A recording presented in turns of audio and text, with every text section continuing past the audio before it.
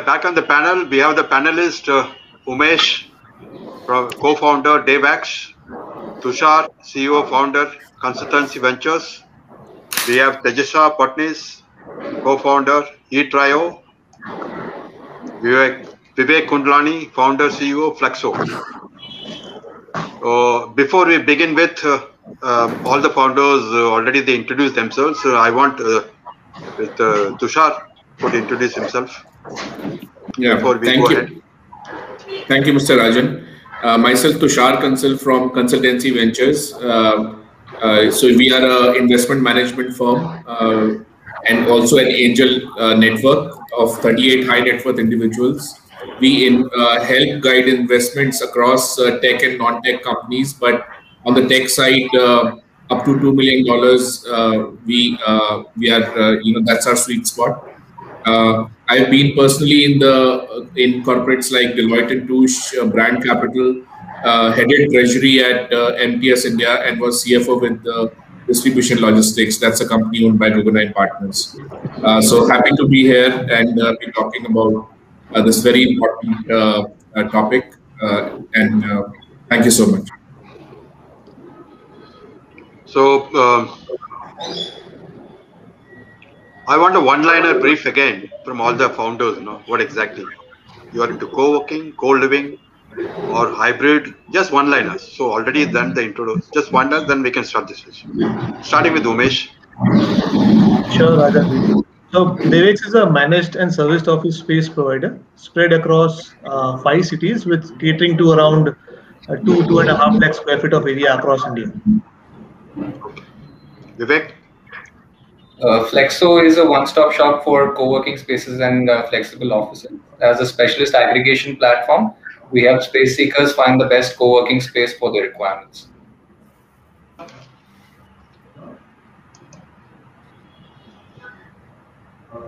Tejasa, you could hear me? One-liner. Yes, yes. Yeah. So Trios is co-working space. We are operational in Pune, and we have 5 centers. Okay, thank you. So to start with the first question, start with Umesh. How does the pandemic has really affected the co-working business, especially the last 12 months? So if I compare year on year with 1920 to 2021 on books, obviously it has impacted a lot, but it has also given us a new perspective to think and probably put across things in a different perspective. The revenue did take a good dip in the first quarter, obviously because of lockdown. The second quarter, obviously, since nobody was coming back to office spaces, we had 0 newer clients joining us from the startup and the SMEs segment. But since we are a hybrid workspace provider wherein 50% of our inventory is consumed by larger enterprises, they are bounded with the contracts. They are bounded to stay with me for a longer duration because of the customized offerings that we have given them. So their revenues did help us stay afloat, and the consumption of the office space was not there, but the revenues from their side was flowing in. What happened in Q3 and Q4, I think that has totally changed the entire perspective for the industry across. What we are learning in the current times is that the upcoming year or two would be the year that would be cherished by the entire industry. Co-working as an industry was not taken seriously up till 2018, 2017. Things started to move gradually into different directions. And now it has taken a sudden uptick, and we can definitely expect there would be a V-shaped recovery in terms of the co-working industry, because larger enterprises are now coming back on ground, consolidating their real estate requirement, consolidating their needs of office space, focusing only on one cities. They are looking at distributed workspace solutions. They are looking at work near home solutions. So their consumption is going to increase, but it would be spread across multiple cities, which earlier was concentrated on one specific city. So the headquarter is now going to break up into multiple real estate consumption into different varied cities. So So this existing quarter and the previous one has kind of paved a way as to what we would be doing for the next 2 years. That's great, Umesh. Vivek, you start. How the pandemic has really affected the I think co-working. Umesh has covered that beautifully. Just to add to some points from an aggregate standpoint, one of the things that has happened is that a lot of smaller players, local players, unfortunately, couldn't survive the impact of the storm, and even some of the larger operators had to give up certain locations that were not feasible. So overall, what happened is that the supply of co-working space shrunk a little. But now, on the other hand, as Umesh pointed out, we are seeing a V-shaped recovery, and the demand is coming from a much larger segment. So you have this dichotomy where on one hand the supply has gone down, and on the other hand the demand is going to ramp up very rapidly. So it's going to be a great time to be in the space, and co-working operators are already looking at expanding their footprint, and in terms of both seats and in terms of the cities that they are present in. Another thing that has happened is that the penetration of co-working has gotten deeper. So we are also seeing a lot of interest and expansion of co-working spaces in tier 2, tier 3 cities. So this is something that is here to stay. Although the impact was severe, like any other industry, co-working got severely impacted for a short period of time. But the industry is recovering well at the moment. Thank you, Vivek. Tejasa, you tell me your. Yes. So I think here, co-working space has always been a asset-heavy model, and the most challenging part was, your expenses were fixed, but there were no new leads. But I think that has pretty much improved, and what I have learned is going forward, we will definitely need to reduce on the asset part. We need to keep it a very light model. And also, you also, whoever, as Vivek rightly mentioned, that companies who always were working from a traditional or conventional offices are now considering coming back to co-working spaces, or they are exploring this option. We also see that there are a lot of partnerships going on between landlords and the co-working partners. So that's pretty much going to take off this year, and there'll be new probably a rev share models that will be explored this year. I think it's going to be pretty good. So it was hit. Co-working industry has definitely taken a hit, but what I believe is, the plus point, if you look at the hospitality industry had zero revenue when there was a lockdown. On the other hand, co-working industry, definitely had a chance to retain the clients they had. So I think that was a plus point I would look at. So all the founders are bullish on the co-working market prospects, especially this year, I guess, right? So as a venture investor point of view, Tushar, you share your points. Sir, I don't own a co-working space, but from an investment perspective, I feel that there is a lot of synergy with which co-working spaces and co-living spaces should find with health tech companies.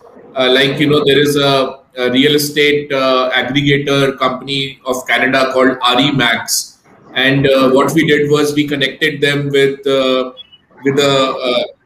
robotic company from Gurgaon, which has created robots for disinfection of buildings. So these kind of synergies are there. Then spaces have to be less dense, which means that because it's a health requirement. So I guess that at some point in time there would be a premium on less dense working spaces. Then I feel that there would be a rise in B2B and enterprise clients as compared to individuals. and new business models will come in. Like companies will be more concerned about where their employees are staying and coming from, and employees will prefer to live close to corporate parks and CBDs to avoid long distance travels within the cities on public transport. This means that integrated campuses will start to happen, and we are seeing that integrated campuses will pick up. Also, there would be more organized spaces as compared to unorganized spaces. And as discussed by a lot of panelists here, proximity to workplace trend will increase. From a strategic perspective, I feel that there would be a rise in acquisitions because the organized players would like to have more locations under one umbrella to cater to the requirement of segregated workforce.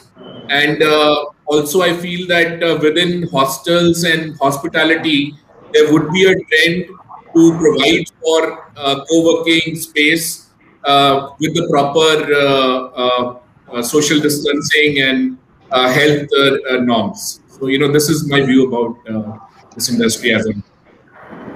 Thank you, Tushar. So,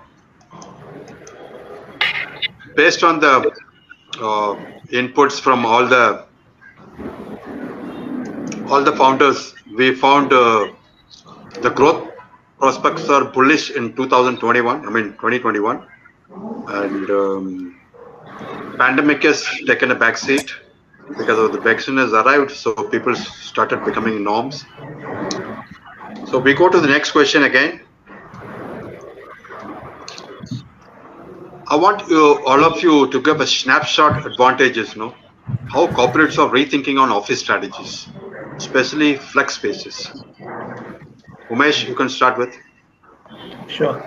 So I think everybody on the panel is pretty much vocal on the fact that larger corporates and enterprises are now considering or evaluating managed office space operators or co-working space operators as a proposition to consume their real estate.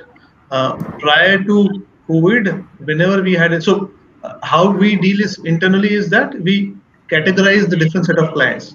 So category A is basically your MNCs and enterprises where the head office is outside India and they are already exposed to the culture of co-working. So the adoption from their side towards consuming real estate via co-working spaces was evident even before pre-COVID scenario. So the likes of Microsoft, Google's used to consume larger inventory with the operators like the WeWorks and the SmartWorks of the world. Post-COVID, what has happened is the category C clients. So category B is the younger entrepreneurs which are now taking or continuing the reins of their forefathers and continuing on the business. If you create awareness in them, they can be a probable client of yours. Pre-COVID, the category C clients, which are the traditional companies who had a belief that the investment and the fit out cost in the office space has to be incurred by them. The office is either supposedly to be owned by them, or if it is leased, it has to be for a longer duration. Now, these organizations, because of COVID, they started looking for features like zero investment into the fit outs, higher flexibility of increasing or decreasing the inventory, zero headache on managing the operations. So once they evaluated their needs, the problem statements, they found out that there's one industry which they have been evidently ignoring pre-COVID, which is the co-working space providers. And hence, what everybody in the panel and probably across the country, everybody is vouching on the same lines, echoing the same voice that larger enterprises, which wasn't a chunk of market size pre-COVID, is going to be part of this consumption of leasing of real estate space. So the base of co-working industry, which was just meager 16% of the entire leasing industry, I think that should increase in the next couple of years, at least by 10-15%. And once that increases, obviously the pie gets segregated into all of the operators which are providing efficient, sanitized, healthy as per the required measures by the corporates, they would be the ones who would be winning that all. Just a single thought process. Tushar bhai mentioned that there is a consolidation expected in this industry. I have a different feeling to this. Up till 2020, majority of the wealth that was deployed in the startup segment, it wasn't into co-working. There were only few operators across the country who had raised external funds at a larger corpus. So the wealth is yet to be deployed in the industry. Consolidation would come into picture only when there's good sizable bankable assets lying with the larger operators who would drive the consolidation, which I strongly feel would be happening about 2 years down the line, when this 2 years journey would help them create more wealth for their internal organization. Thank you, Umesh. So, Vivek, you are into Fluxus spaces, or maybe an aggregator, you have better inputs. You can go ahead. So there are a number of benefits for larger enterprises to adopt co-working spaces. One thing is they have to incur lower capex. So a lot of operators are willing to incur the capex on behalf of the larger clients, and then they kind of amortize that over the duration of the lease. So capex reduction is one thing. Cost reduction is another big advantage of using a hybrid model or using flex spaces. So, for instance, if I talk about Bombay, if a company has a headquarter in BKC, for instance, and they're giving up about 20 to 30% or 2 or 3 floors in BKC, and they are taking up distributed offices that are closer to the employee. So, for instance, they take up some space in Thana or they take up some space in Navi Mumbai. You are automatically saving on real estate costs, right? There's a differential between what real estate would cost in BKC and what it would cost in Thana and Navi Mumbai or Malad and so on and so forth. So there's a cost reduction there, cost optimization, that's another benefit. Historically, offices have been used as a tool to recruit top talent. And in addition to that, now I think to attract talent, companies are going to have to offer that flexibility, where people are not so willing to commute 3 or 4 hours a day and come to one central location. They'd much rather just walk down to the a distributed or a satellite office of their company, and save on that time and be a little more productive from that standpoint. So companies that offer that kind of flexibility and that kind of freedom to their employees, I think are going to be able to attract and retain top quality talent. Another thing that happened because of the pandemic is that overnight, suddenly you couldn't access the office anymore. So a lot of companies were not prepared for that. So it does create some sort of a business continuity risk when you are working out of one centralized location. Today, if one location shuts down and you have a full distributed network of offices, you can still work out of some of the satellites. So that is another advantage of adopting a hybrid model. And as the nature of work has changed, the physical workspace has to kind of move in a similar direction to that. So those are, I believe, some of the biggest advantages of for corporates and larger companies to be using flex spaces and to be adopting a hybrid workspace model. Okay, Umesh. Tejasa, you give your viewpoint. You must be approaching a lot of enterprises, corporates. They are rethinking on flexo spaces. Yes, absolutely. So I think the co-working spaces that attracts approximately 60 to 70%. They have Fortune 500 companies or SMEs that are established. Then the count goes like 20-30% are startups. But who are funded startups probably, and then the 10% of the clients are usually the startups who are just starting their journey. So when I talk about the larger chunk, which is 60% or 70% of SMEs and Fortune 500 companies, I think that ratio has definitely increased. Because the corporates, who were working out of, these traditional offices are now considering co-working spaces. So, if you look why they are choosing co-working spaces is because, companies are still giving their employees an option to work from home. But working from home is not a feasible option to look for a longer period. And then the second is, I was talking to one of our clients as well. He says that, my work is getting done. So he leads a tech company. He says that, my work is getting done. But, if I imagine all my 20 employees sitting in at one place, probably I would be coming up with different product altogether. So I think, productivity has, hampered a bit for all these companies. And that is why they are, planning to come back.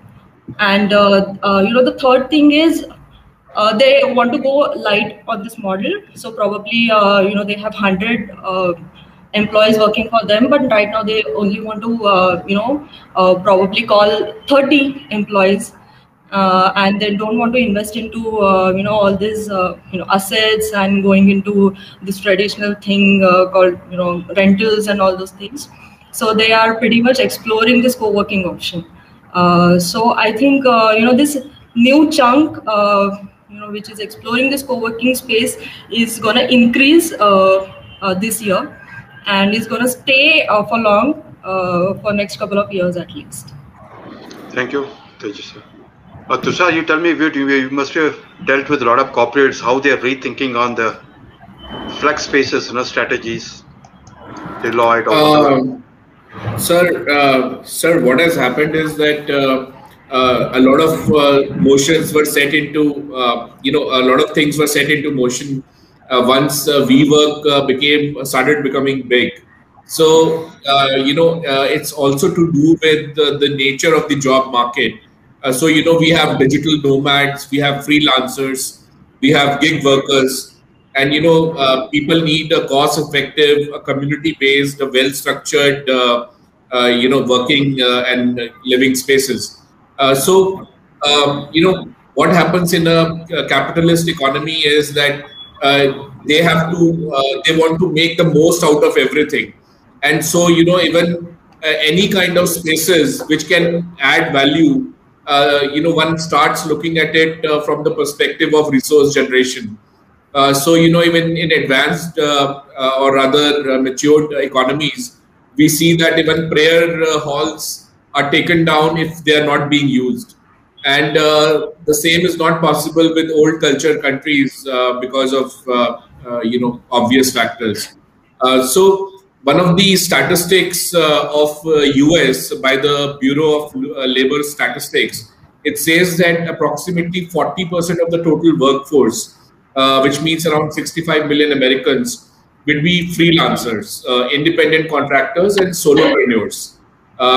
It's not shocking to see that, because America is a hire and fire country, and being a totally capitalist economy, where if the going is not good, you are free to hire and fire. You are free to fire people.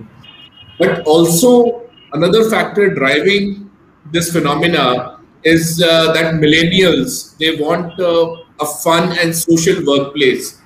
They want flexible working hours, and they place value on lifestyle and traveling. On the other side, as was discussed on this panel a little while ago, that companies want to outsource the management of their real estate. And that has been a phenomena since many years now, with companies like PEC, Regus, ARCC, and others. But what has been different from a co-working business vis-a-vis the traditional serviced office is in the typical setup. Like co-working is open spaces, exposed ceiling, and also the culture. It is more open, collaborative, casual, lively, and also the property type can be a converted pub or a converted warehouse, any space which can fetch value. And also the cost, it's more membership fee based, and it also works as an equity generator in startups. So we have co-working spaces who give out their co-working space for a year, and in return of the co-working space, along with Wi-Fi and printing and other such facilities, they can also take equity in startups. So I have personally seen a lot of these clients who like to use such facilities, and instead of a cash burn, they like to give a small equity, because they are still trying out their business, and they are not still sure how it will pan out. Another aspect is that startups find it very difficult to find an office space and setting up the necessary infrastructure. And landlords are usually interested in long-term leases, so it is more convenient. It offers a lot of flexibility, and also the 9 to 5 jobs are so rare nowadays. I mean, we have it's more like a space which is a physical social network, and that's what, in spite of the fall of WeWork, that's a cultural shift which has happened, and that's how investors also see this space. Okay, Tushar. Thank you. So, based on the inputs from all the founders,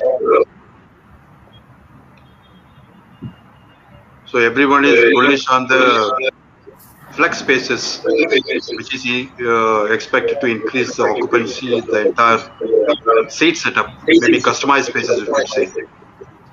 So I have the next question related to that. I want just a one-liner answer, because again, it's related to flex spaces. Do venturing into flex spaces will accelerate revenue for the co-working operators who were still affected by the pandemic? Umesh? I think, Tushar, if you just mute yourself, there's an echo coming up.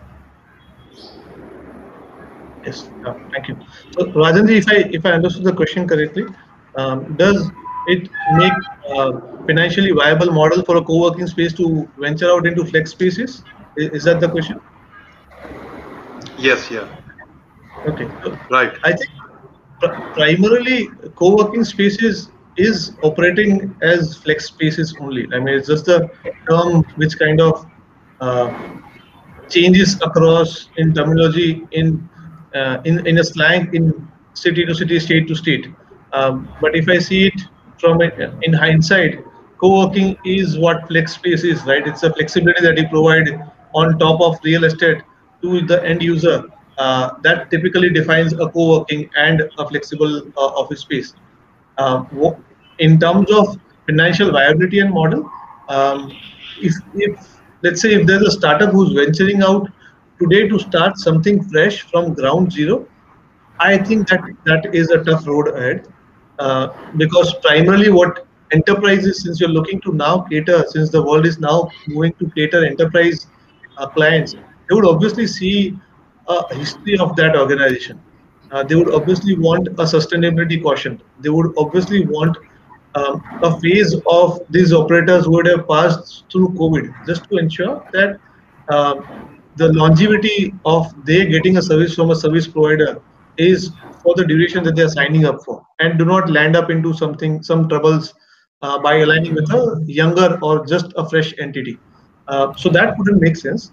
But if you ask me, if an old organization who was not growing faster pre-COVID, I think this is the right time to kind of scale up and expand in multiple cities, but in a differentiated product offering. Either it could be in terms of aligning with the developers who are now struggling to sell off their inventory directly, because the enterprises are now of the opinion that they would get proper services or solutions from a flexi space provider rather than a developer themselves. So it is imperative for developers to get on ground and align with operators and partner with them, and then kind of provide the end solution to the enterprise client rather than doing it on their own, or probably getting on the ground on their own. So that makes sense. Or from an operator's perspective, it can be 100% viable model if they start catering only to the enterprise clientele. When they invest on their own in terms of fit outs, they have a larger lock-in coming in from the developers, which we are into. That kind of slightly increases the bottom line for you and also gives the confidence to the enterprise that the investment is going from the books and not from the developers. Okay, thank you. Vivek, you tell me, you must be getting a lot of inquiries from corporates, venturing into, or startups venturing into flex spaces.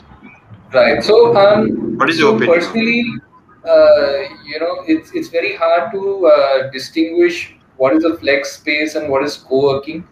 So our brand name is Flexo, and that kind of stands for flexible office. So that encompasses co-working as well as flex spaces. But if you were to really nitpick and segregate, where you define flex as something that is hot desking and co-working as larger requirements, I think it will come down to what niche do you want to carve for yourself, and what do you really want to stand for. I think while enterprise is the most lucrative segment out there, the kind of investment and infrastructure and data security and those kind of things that are required, some of the smaller operators may not be able to cater to those demands. Also, enterprises are looking for operators that have a widespread presence across cities. So it really depends on the kind of niche you want to target, and the kind of community and the kind of vibe that you want to build. So that's my take on this. Okay, Vivek. So Tejasa, you tell me, how do you plan to address this issue? So as I understand, flex spaces for enterprises will be a big companies coming to you and saying that, let's not work on, per-seat cost, let's work on per square feet basis. And they would probably be asking you that, by this month, this year, we'll be occupying probably 300 seats, and going forward, we need a space where we can occupy other 200 seats. So in that case, I think this demand is definitely going to increase, and I think this is a very good opportunity to explore for co-working space. Co-working space can definitely work it this way with the landlord as well, because what we see that to accommodate growing demand of hybrid work, we also see partnership between landlord and operators.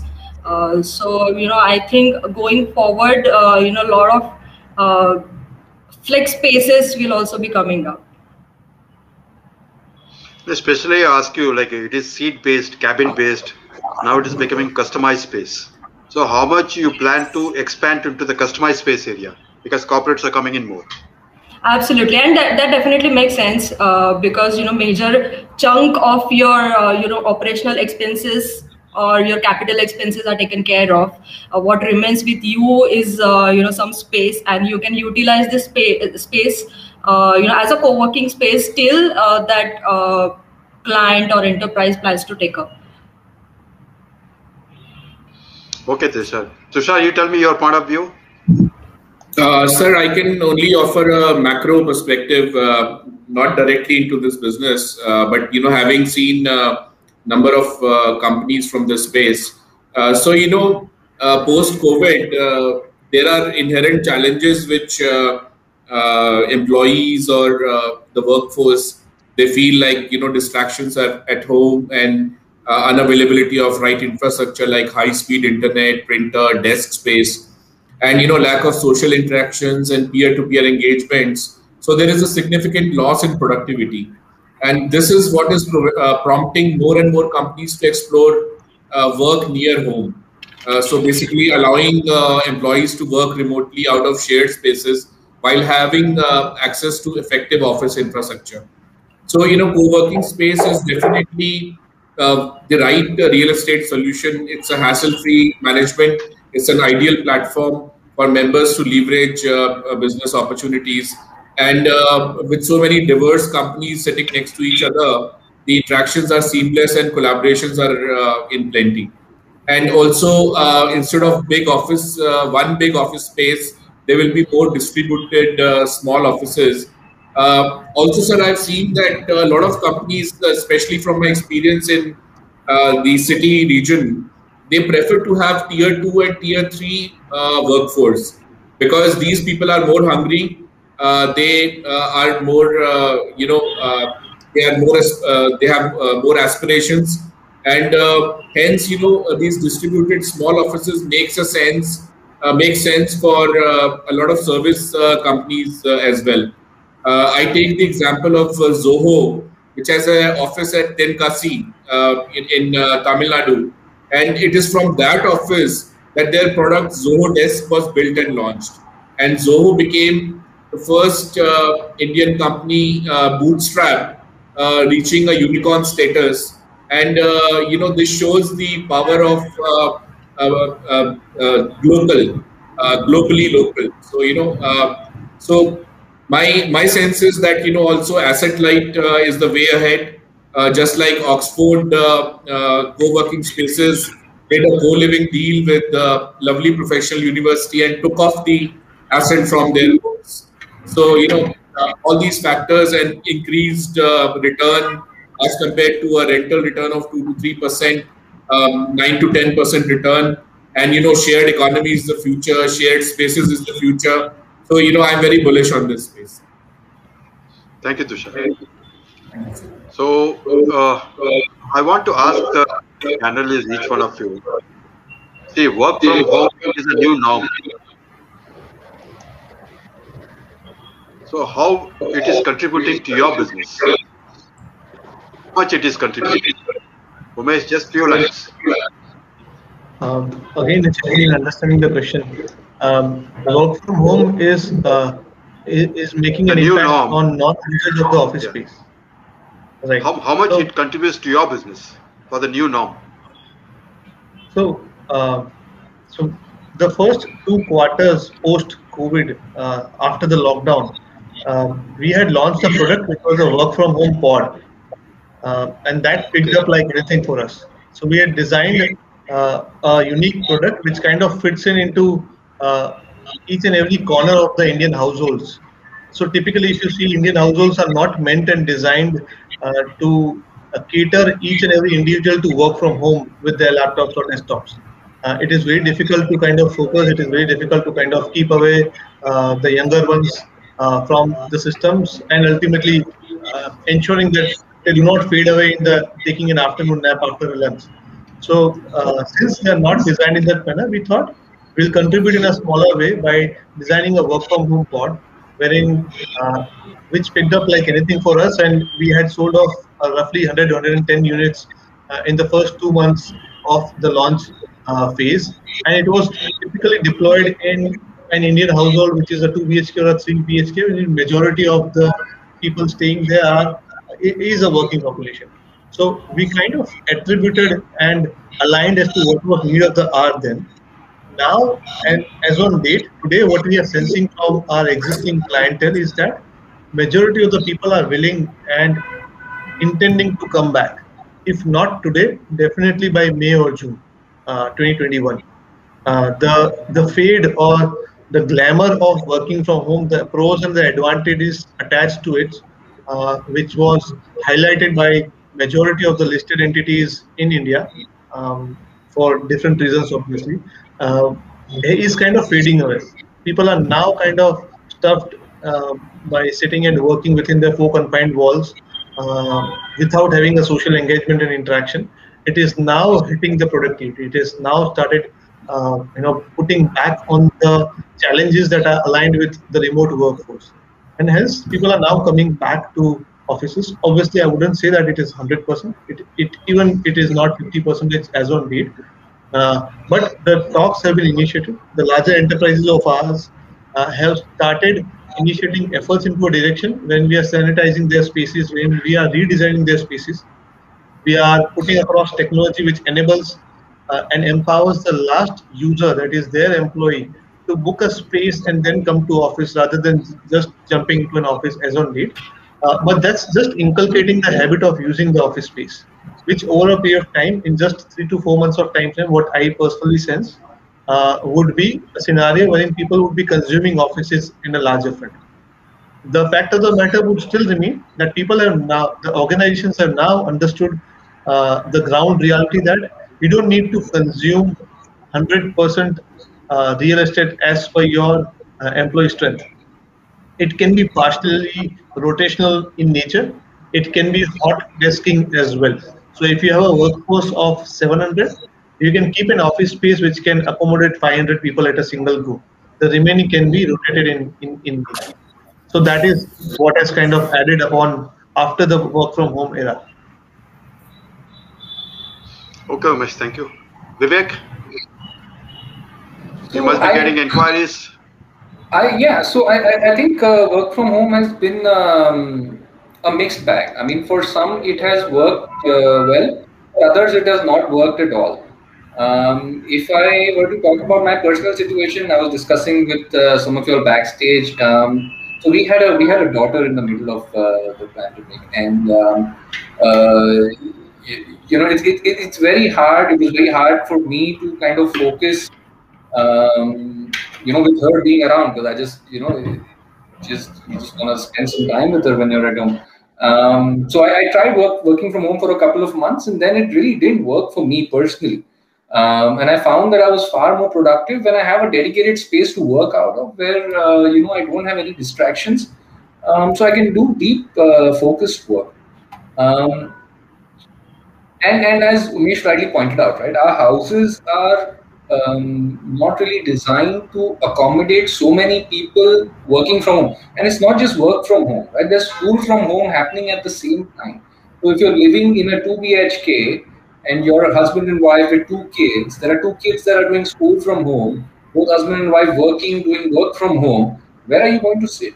So it creates a lot of challenges in terms of physical space.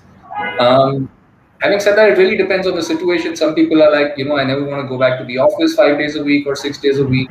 I can't stand the traffic. I can't stand the commute. I can't stand some of the people that I work with. But if I were to bet, I think some sort of a hybrid model where people are going to office maybe 2 or 3 times a week and then working either from home or working near home the rest of the time. I think something like that is likely to emerge out of this whole scenario. Thank you, Vivek. Tejasa, tell me how work from home is contributing to your business? Yes, sir. So let me just admit that in first quarter, I short-sighted the impact of COVID-19. I missed out on the opportunity to monetize this, work from home concept. But going forward, I realized that this is what is going to last for at least a year, and that is why we came up with a lot of online events, which we conducted for a lot of companies individually and as well as through Trials portal as well. So more or less, I think it was short term. Companies are more likely to come, and as I say, companies are coming here already and attending all the events, sitting and attending from their cabins. Okay, Tejasa. Tushar, are you there?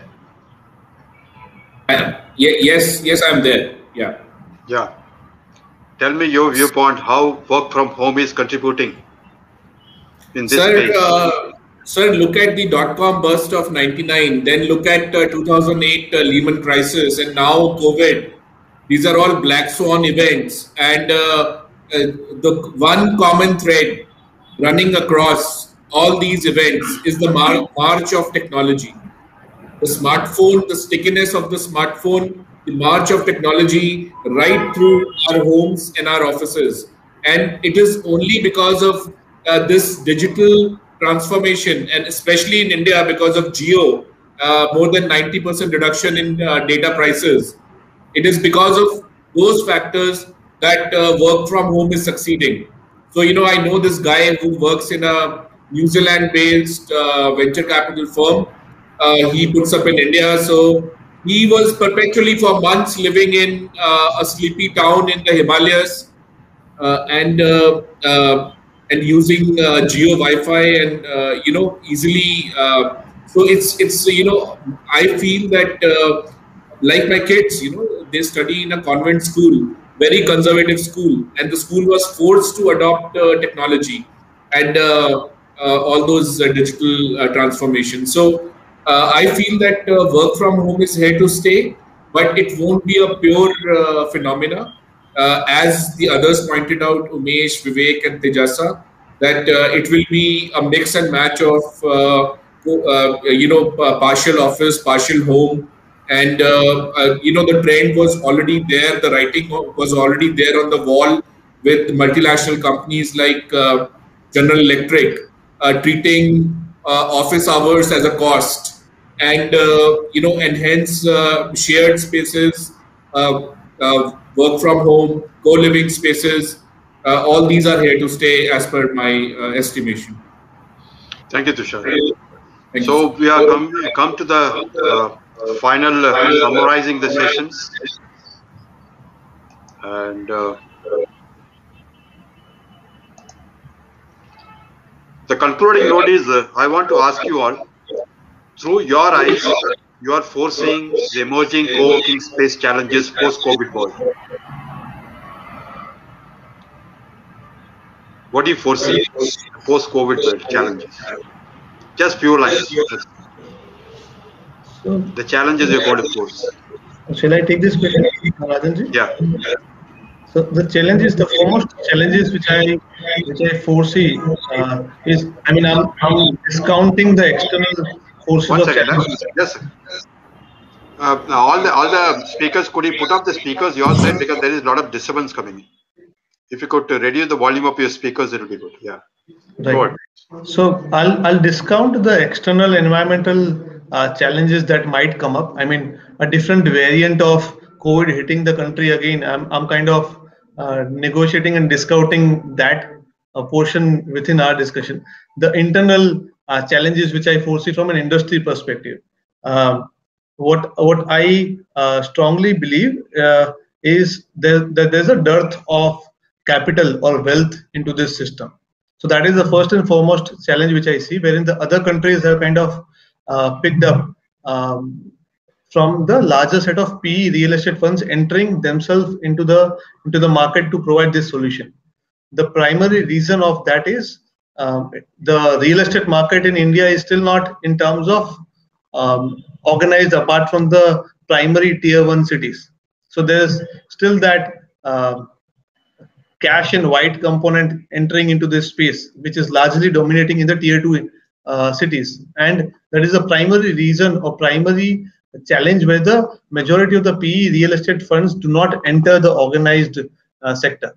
If they are not entering the space, I do not see majority of the wealth entering the system. So lack of availability of financial resources, I think that is one of the major challenge which I foresee, because since this is a real estate, primarily a subdivision of a real estate, there has to be a strong pipeline and flow of capital into the system. That is the first thing that I foresee. Secondly, what I foresee that this can be a short-lived phenomenon. We are, as you would start hearing people, this is a 1 year, 2 year, 3 year, 4 year plan. But an industry does not work in that manner, right? And it has to be 10, 15, 20 years horizon, what sustainability should focus upon. That currently is not visible to me. What I foresee that there's a strong movement coming out of organizations going to directly to developers, and they are getting their requirements routed through operators, routed through flex space providers.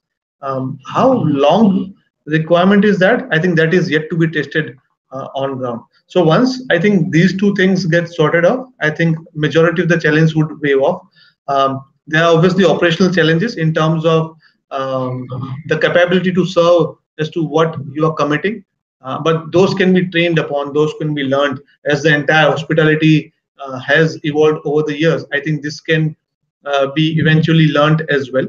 But I think the primary two challenges would be lack of availability of financial capital in corpus as it is available to the larger real estate, the formal real estate segment. It is not available to the mid-sized co-working operators.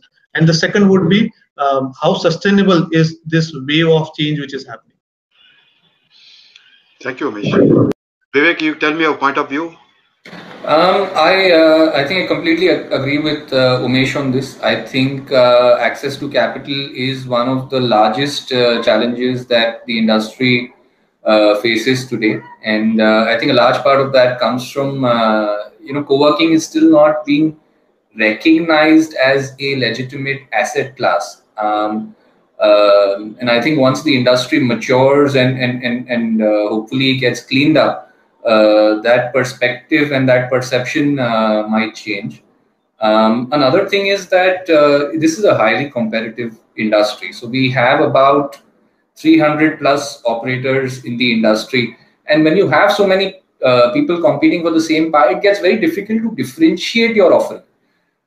So another big challenge is in that, in terms of how are you differentiating yourself from the competitor? What are you offering besides the physical infrastructure, in terms of the community, in terms of other intangible benefits, in terms of design? What are you doing over there? So those are some of the challenges I foresee in the future. Thank you, Vivek. Tejasa, you're here. What do you foresee the emerging co-working space challenge, market challenges? Looking at the individual co-working space point of view, I think optimum use of space, which we talked about, the social distancing is something that we all need to follow. And how we design a co-working space is we dedicate a certain square feet area to each client. That way I think how we are going to optimize the use of office space will be a challenge. And apart from that, as Vivek said, that there'll be we see that there'll be a lot of co-working spaces entering into this entering into this industry. So how we are going to how we are going to keep up with it is also another thing that we need to look here. So I think these are the two aspects we need to work on in future. Tushar, your point of view? The emerging co-working challenges in this sector. I mean, what do you feel they are going to be the future challenges? Just few. So the biggest challenge is actually how to find well-paying customers, considering that all these social distancing norms are still there, and also that now people are more used to work from home kind of environment, which was earlier not so much. And herd mentality used to drive people to office nonetheless, but now even the most conservative of companies became used to work from home. I feel making spaces less dense would be a challenge for co-working investors in the co-working space. It is actually very sad that it was WeWork, because it is in this space and it had the IPO which got devolved. It is very sad that that happened in this space, because as an investor I see this space as very promising. And I having spoken to a lot of people who work out of co-working spaces, clearly they find it much better than regulated, high-nosed, formal offices, and that's a culture shift. I feel that new business models will evolve to accommodate this changed culture and behavior and all these factors. And I'm sure businesses will cater to this shift in not only social norms but also cultural norms. Thank you, Tushar. Thank you, sir. So we come to the end of this session. To summarize, we found that co-working is going to remain and grow, and flex spaces, customized spaces are going to occupy more in the co-working segment. And when enterprises and corporates are more focusing on the customized spaces segment, funding is not problem. Funding will definitely come in the segment. So thank you for all of you. We look forward to your growth. All the best. And thank you for all of you giving your insights. Thank you. Thank you for having me here, Rajan. Thank you, Mr. Raj. Thank you, Umesh. Thank you, Vivek, Tejasa. Bye-bye. Thank you, Tushar. Thank you. Thank you, sir.